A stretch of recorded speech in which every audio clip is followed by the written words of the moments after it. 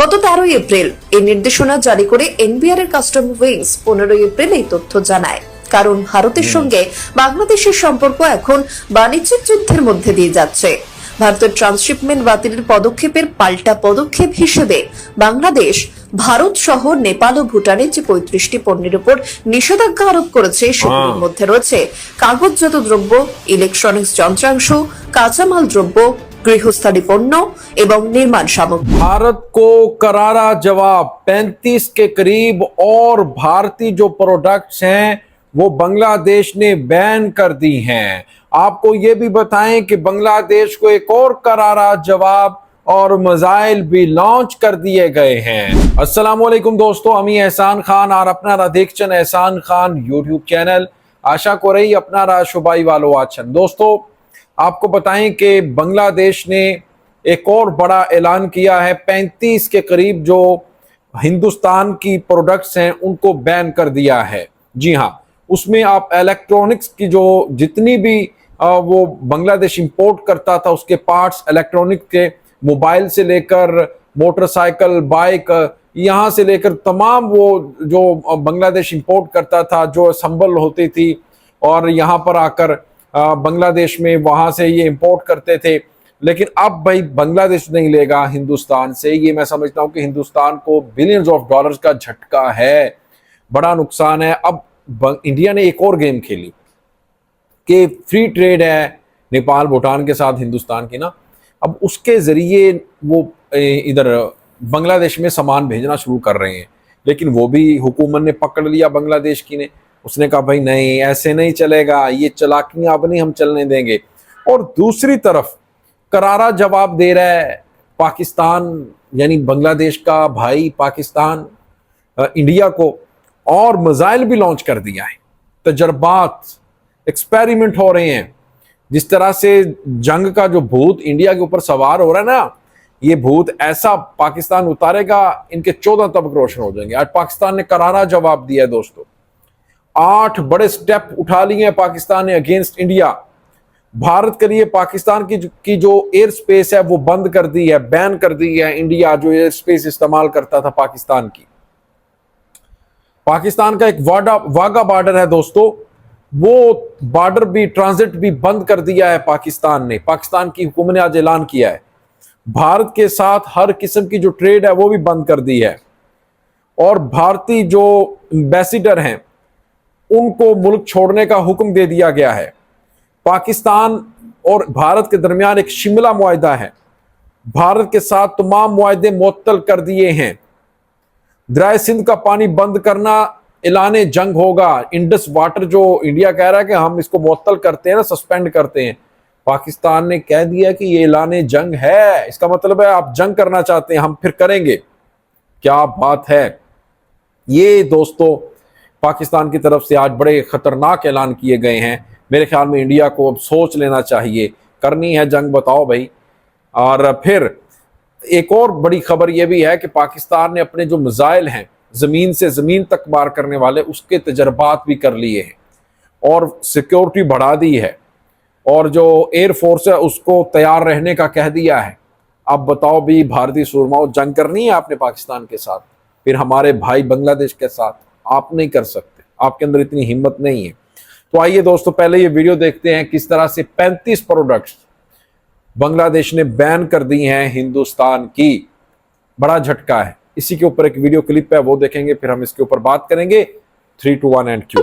NBR এর তরফ থেকে জানানো হলো ভারত সহ নেপাল ও ভুটানের যে আমদানি দ্রব্যগুলি রয়েছে সেগুলোর উপর নিষেধাজ্ঞা আরোপ করেছে বাংলাদেশ সরকার।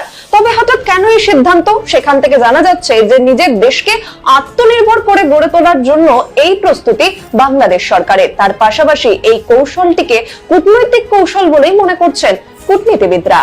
গত 13 এপ্রিল প্রকাশিত গ্যাজেটের মাধ্যমে নির্দেশনা জারি করে এনবিআর এর কাস্টমস উইং জানিয়েছে ভারত, নেপাল ও ভুটান থেকে মোট 35টি পণ্যের আমদানির উপর নিষেধাজ্ঞা আরোপ করল বাংলাদেশ।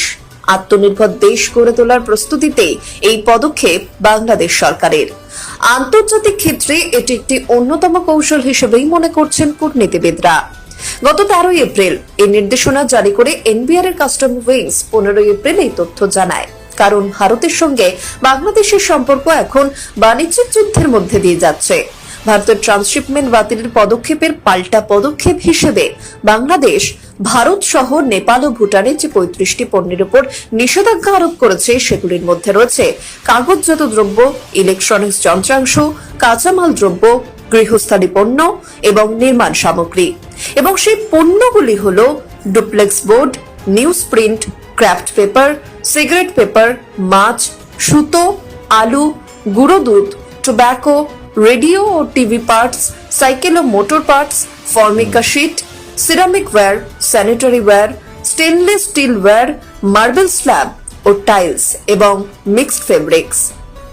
তামাকজাত দ্রব্যকে অন্তর্ভুক্ত করা হয়েছে, কিন্তু মূসক নিবন্ধিত বিড়ি উৎপাদনকারী শিল্প প্রতিষ্ঠানগুলি কাঁচামাল হিসেবে তামাক ডাটা আমদানি করতে পারবে বলে উল্লেখ করা হয়েছে। এই পদক্ষেপের মাধ্যমে বিশেষ করে কাগজ, সিরামিক এবং টেক্সটাইল পণ্য খাতে দেশীয় শিল্পের প্রতিযোগিতা সক্ষমতা বৃদ্ধি করাই মূল উদ্দেশ্য বাংলাদেশের। তবে বেশ কিছু ব্যবসায়ী মহল থেকে এই নিষেধাজ্ঞার প্রভাব নিয়েও উদ্বেগ প্রকাশ করা হচ্ছে। তারা বলছেন, বিকল্প উৎস থেকে পণ্য আমদানিতে খরচ আরো বৃদ্ধি পাবে, যা শেষ পর্যন্ত উপভোক্তার উপর প্রভাব ফেলতে পারে।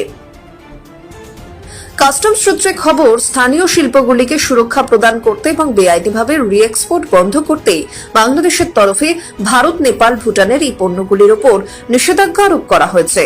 প্রসঙ্গত, 8 এপ্রিলের পর থেকে ভারতের থেকে ট্রান্সশিপমেন্ট সুবিধা পাচ্ছে না বাংলাদেশ।